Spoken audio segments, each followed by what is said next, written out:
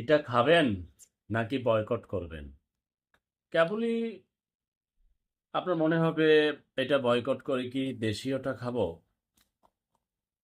নাকি এই ধরনের পানীয় দেশিটা বলেন বিদেশিটা বলেন শরীরের জন্য ক্ষতিকর। এরপরও যদি আপনি বাছাই করেন না আমি খাবই, তারপরে দেশীয়টা নিবেন। এখন আপনি বলতে পারেন এটা বয়কট করলে না কিনলেই কি সমস্যার সমাধান হয়ে যাবে? এটা একটা প্রতীকী প্রতিবাদ। দেখুন, আমি একটু ডিপ্লোম্যাটিক ভাষায় বলি,